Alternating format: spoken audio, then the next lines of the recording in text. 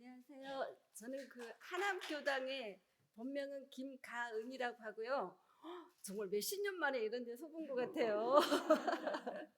그래서 뭐 이렇게 잠깐 뭐 1, 2분 사이에 하라고 하셨는데 뭐 써서 하고 생각하고 이럴 겨를도 없고 그러고 싶지도 않아서 그냥 여러분들 뵙고 뭐 제가 어제는 그래서 막연히 교무님 이랬는데 아침에 이렇게 이제 명찰 보니까 우리 학교 다닐 때 지도 교수님처럼 지도 교무님이시더라고요. 이렇게 와서 이제 지도 교무님들 그 아주 따뜻한 눈빛, 몸짓 하나하나에 너무 감동받았고요. 이제 여기 와서 저는 이제 온불교 들어온 지가 이제 딱 7개월 접어들었어요. 이제 자꾸 기간 짧아서 뭐 핑계 대는 것 같은데 뭘 모르는 게 아니라 아직 아는 게 하나도 없어요. 없고 이제 그러나 이제 제가 이제 올해 딱 62 되거든요. 되는데 이제 내가 스스로 찾아가는 종교는 하나도 없었어요.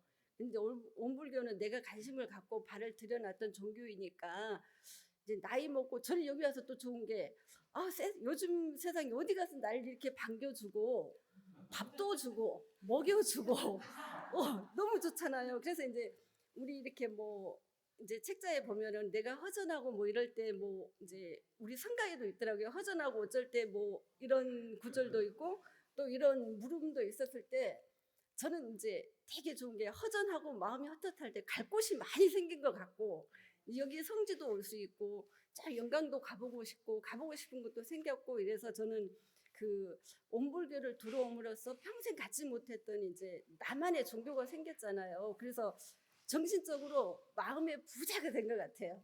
예, 그래서 이제 남은 기간 동안 정말 이제 나의 마지막까지 시작 종교이면서 끝의 종교가 될 수 있도록 열심히 공부하려고 합니다. 감사합니다.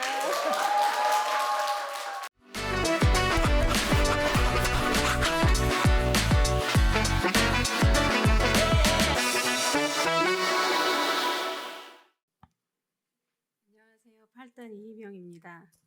부회장님 아침에 엄청 떨렸다는데 저는 어떻겠어요? 교우님 설법 끝날 때쯤부터 막 가슴이 벌렁벌렁거려가지고 집중 하나도 안 되고요. 하필이면 노래 성가도 한 2절, 3절 있을 줄 알았는데 1절밖에 없어서 망했다 막 이러고 있었거든요. 근데 2번 불러주셔가지고 조금 진정을 하고 나왔습니다. 제가 이제 너무 긴장해가지고 오늘 아침에 제가 8단인지 9단인지 헷갈려가지고 출석부를 보고 내가 8단이지 그러고 왔거든요.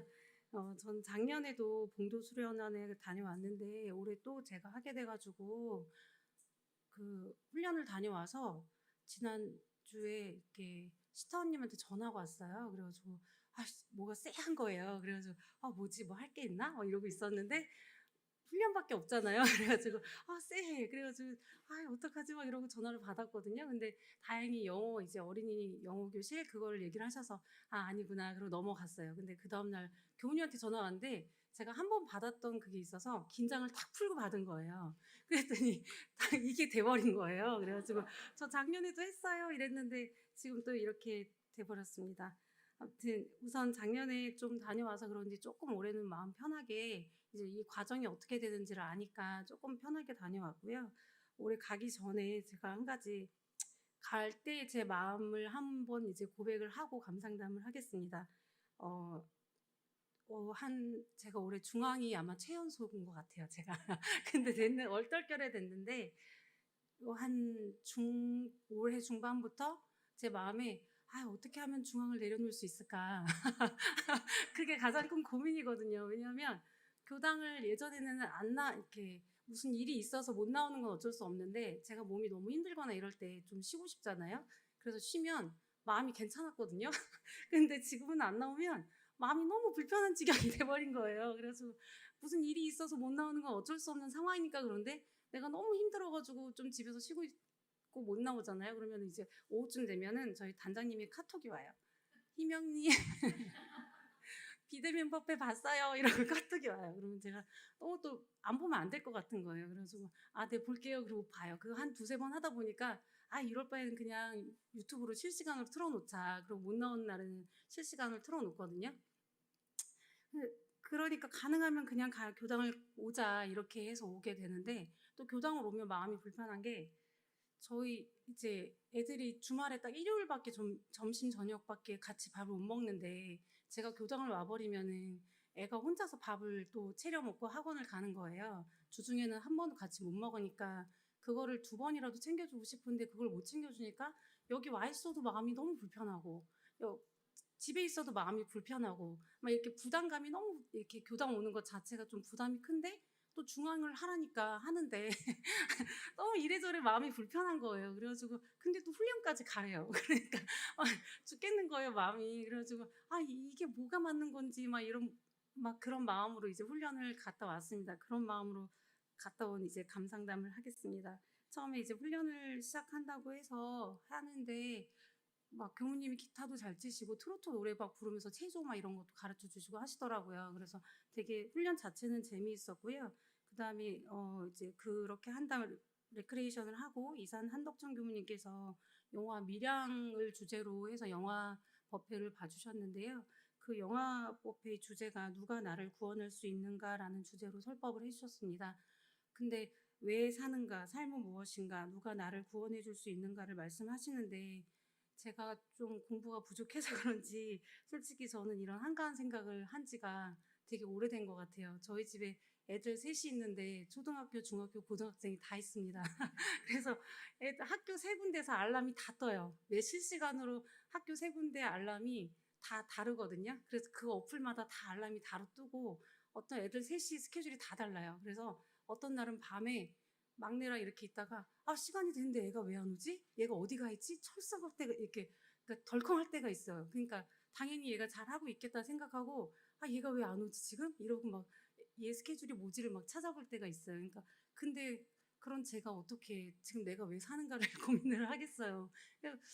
근데 또 설법을 하셨으니까 뭔가 느끼는 게 있어야 될 것 같은데 저만 못 느끼는 것 같은 거예요.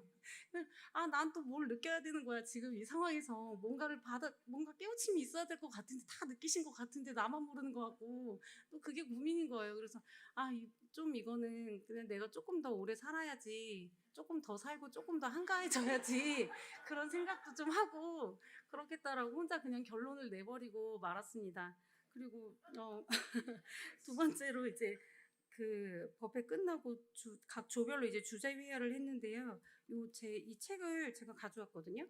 너무 잘 만들어 주신 거예요. 근데 계문이나 뭐 이렇게 상시일기 이런 것들을 만들어 주셨는데 저는 이거를 보고 내는 건 줄 알았는데 여기 앞에 이름이 다 적혀져 있어요. 그 교육에 참석한 사람들 이름이 다 적혀져 있어서 이게 너무 정성이잖아요. 한 30 몇 분에 대한 그 훈련이 되게 여러 번 있을 텐데 여기 이름을 다 넣어서 만들어 주신 게 너무 정성이잖아요. 그래서 거기에 또 한 번 감동을 하고 이 계문에 대해서 이제 교무님들하고 그 회화를 하면서 내가 몰랐던 단어들 아니면 이거를 어느 정도까지 내가 적용을 시켜야 되는지 몰랐던 것들을 조금 알게 돼가지고 저는 그게 되게 좀 큰 수확이었던 것 같고 이걸 하면서 제가 느낀 거는 저는 법마 상정급은 못 하겠더라고요.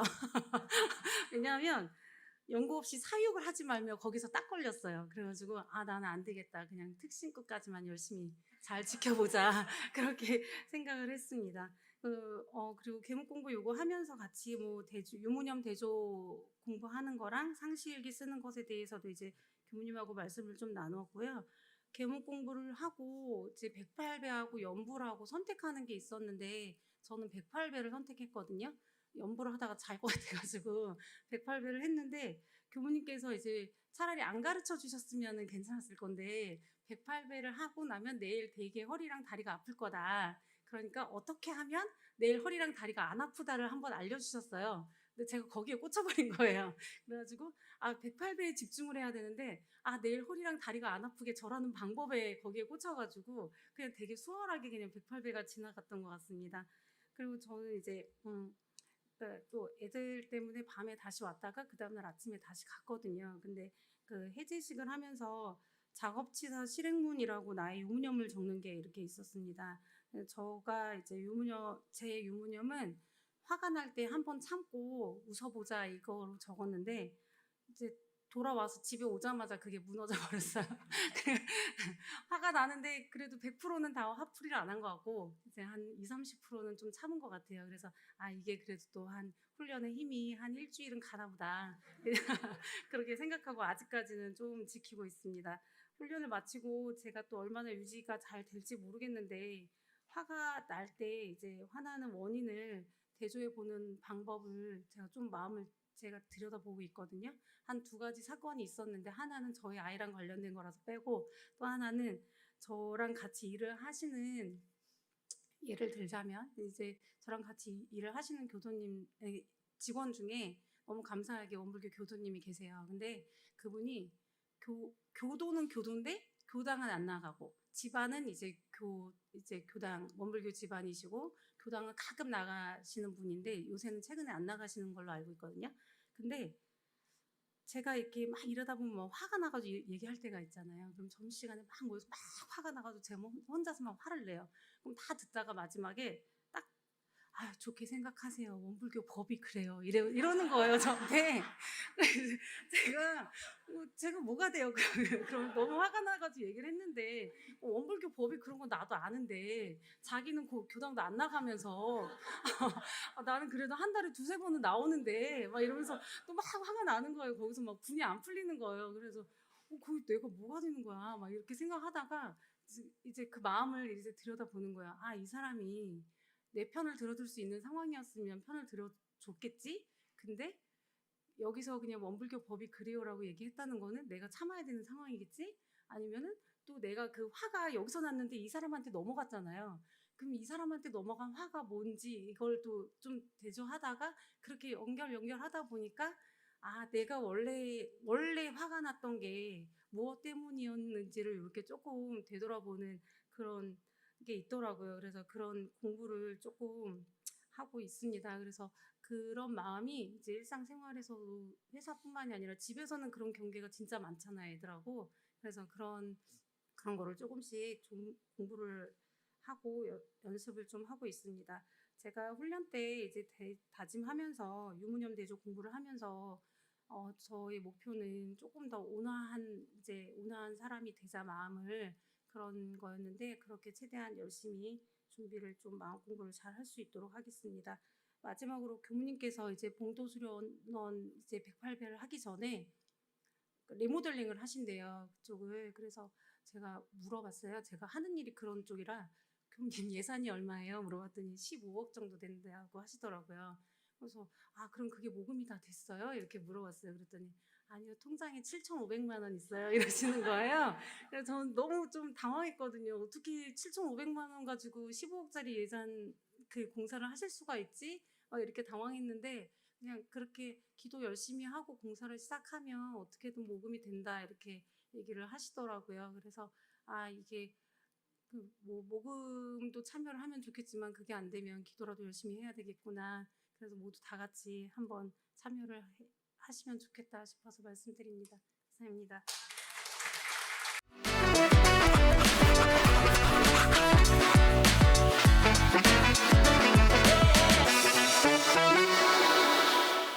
반갑습니다.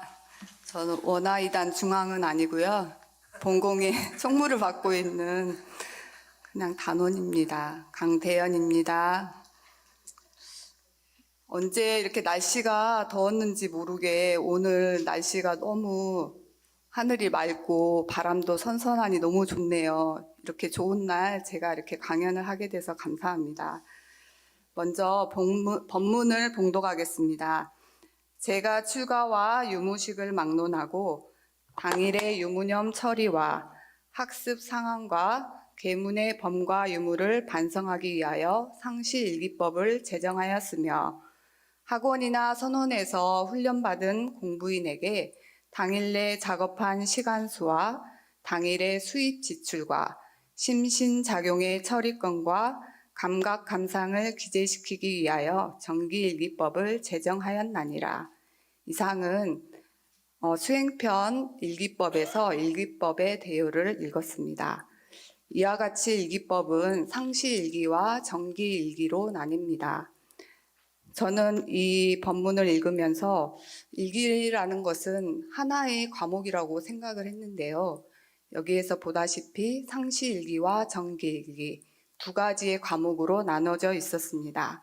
우리 정기훈련법에 보면 상시일기는 작업취사 훈련 과목이라고 나와 있고요.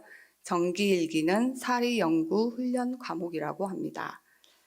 이제 좀 느낌이 오시죠? 제가 오늘 어떤 강연을 할지. 저는 오늘 정기일기 중 심신작용 처리권과 감각 감상에 대해서 이야기해 보려 합니다. 먼저 심신작용 처리권은 오늘 하루 어떻게 살았는지 그대로 쓰는 것을 말합니다. 저희 법문에서는 심신작용 처리권에 대해서 왜 기재를 해야 되는지 밝혀주셨는데요. 당일의 시비를 감정하여 제복의 결산을 알게 하며 시비 이해를 밝혀 모든 일을 작용할 때 취사의 능력을 얻게 함이요. 이렇게 대종사님께서는 밝혀주셨습니다. 다시 반복하자면 심신작용 처리권은 취사의 능력을 우리가 더욱더 증진시키기 위해서 하는 일기법입니다. 두 번째 감각 감상은 오늘 하루를 살며 느낀 것은 감상이고요. 또 깨달은 것은 감각이라고 합니다. 이것을 적는 것입니다. 본문에서는 감각이나 감상을 기재시키는 뜻은 대소유무의 이치가 밝아지는 정도를 대조하게 함이니라 라고 하셨습니다. 이상과 같이 감각 감상은 우리의 대소유무의 이치를 얼만큼 우리가 해두를 단련해서 그 깨달음을 통해서 알고 있는가를 내가 스스로 이렇게 써보는 거예요. 그래서 심신작용 처리권과 감각 감상을 대종사님께서는 강조하셨습니다. 저는 올해 저희 아들이 2월 달에 청년 마음 훈련에 본의 아니게 반강제로 다녀오게 되었는데요. 그 아들이 훈련에 다녀와서 저희들에게 일기를 꼭 써야 된다고 하면서 함께 쓰자고 이렇게 아들이 먼저 이야기를 하더라고요. 그래서 남편과 저 그리고 아들 이렇게 3명이서 저녁에 시간을 정해놓고 딱 함께 모여가지고 10분 동안 일기를 딱 쓰고 나서 그 다음에 서로 어떤 일기를 썼는지 발표하고 또 그 발표한 것을 서로 감정해주는 시간을 가졌습니다. 그렇게 2달 동안 일기를 쓰는 것을 하다 보니까 일기 쓰기가 좀 습관이 되더라고요. 그래서 그렇게 일기를 쓰면서 제가 어떤 점을 가지고 일기를 썼는지에 대해서 한번 이야기해 보려 합니다. 먼저 저는 첫 번째, 솔직하게 쓰려고 했습니다. 처음에는 하루 종일 경계에 따라 일어나는 나의 마음을 잘 관찰하지 못하고 그냥 지내는 날이 많았습니다. 그래서 그 심신작용 처리권을 쓰는 게 좀 어렵더라고요. 그래서 처음에는 그냥 오늘 하루 내가 느낀 거, 또 이런 일이 있었지 이렇게 그냥 단순하게 우리가 학교에서 썼던 일기식으로 이렇게 많이 썼는데요. 그러다가 오늘 있었던 일 중에서 나에게 어떤 일이 가장 큰 일이 있었지, 또 그때 내 마음은 어땠지, 또 나는 어떤 행동을 했지, 또 앞으로는 그런 일이 생기면 나는 어떻게 할지 이렇게 그냥 솔직하게 한번 써보자 해서 이렇게 솔직하게 쓰려고 하니까 그동안 내가 몰랐던 나의 모습을 발견하게 되었습니다. 좀 떨리네요.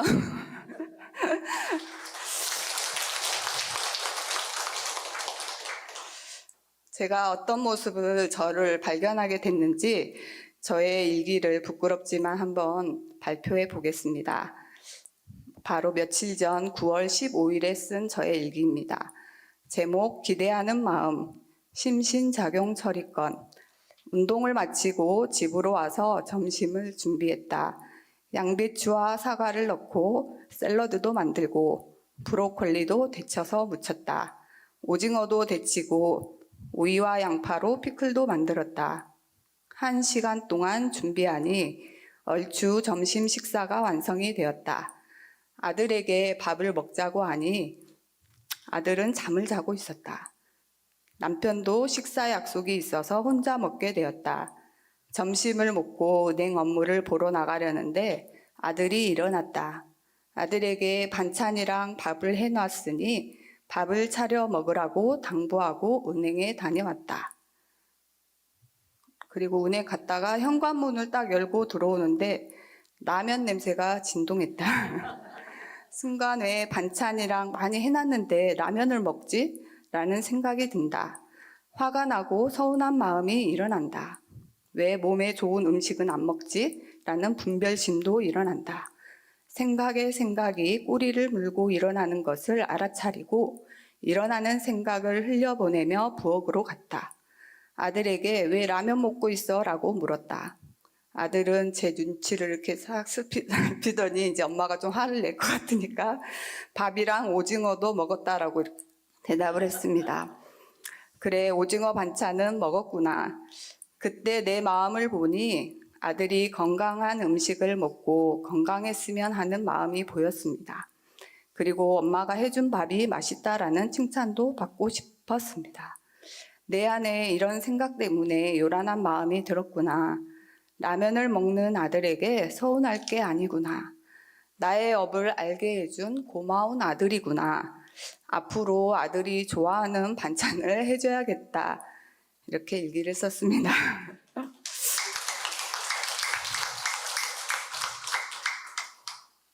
저는 일기를 쓰면서 아들이 건강했으면 좋겠고 또 아들에게 칭찬도 받고 싶은 마음도 있다는 것을 알게 됐습니다. 그리고 또 앞으로는 어떻게 행동을 해야 될지도 한 번 더 생각해 보게 됐고 내가 잘못한 행동에 대해서는 참회와 반성도 하게 되었습니다. 또 심신작용 처리권을 쓰다 보면요. 제가 반복적으로 걸리는 경계가 있구나라는 것을 알게 되었습니다. 항상 그 경계만 닥치면 제가 항상 요란하고 또 거기에 쉽게 끌려가는 것을 보게 되었습니다. 이 반복되는 경계는 아주 힘이 센 업장이었습니다. 이때에는 미리 어떻게 해야 할지 미리 연마하고 준비를 하고 있게 되었습니다. 준비를 하고 있으니 마음에 여유가 생겼습니다. 이처럼 심신작용 처리권은 내가 죄를 짓는 것을 막아주는 부적이 되었습니다. 두 번째 저의 일기 쓰기는 포기하지 않는 것이었습니다. 저의 경우 일기를 잘 쓰다가도 무슨 일이 있거나 또 귀찮은 마음이 들면 일기를 안 쓰게 되었습니다. 하루 이틀 빼먹다 보면 어느새 일주일이 지나 있고 또 보름이 지나 있었습니다. 그때 다시 일기를 쓰는 게 더 어려웠습니다. 그러다 일기를 쓰지 않으니 공부심도 해이해지고 내 삶이 그냥 업대로 살고 있구나라는 후회가 됐습니다. 그때 저는 이런 생각으로 마음을 돌렸습니다. 일주일이나 일기를 쓰지 못했네가 아니라 이번 달은 일주일은 못 썼어도 아직 3주가 남아있으니 지금부터 다시 써보자 라고 생각했습니다. 이렇게 한 생각을 돌리니 일기 쓰기가 숙제처럼 부담스럽지 않고 다시 시작할 수 있는 용기가 생겼습니다. 마무리하겠습니다. 저는 일기를 솔직하게 쓰고 포기하지 말자라는 생각으로 쓰고 있습니다. 솔직하게 쓰면서 나를 알아가게 되었습니다. 나를 발견하는 지름길인 일기 쓰기를 꾸준히 하려고 합니다. 또 포기하지 않고 하다 보면 내 삶의 주인이 내 업이 아니라 내가 내 삶의 주인이 되지 않을까라는 생각으로 하고 있습니다. 저의 공부담은 심신작용 처리와 감각감상을 통해서 이렇게 이야기해 보았는데요. 제 이야기를 끝까지 경청해 주셔서 감사합니다. 이상입니다.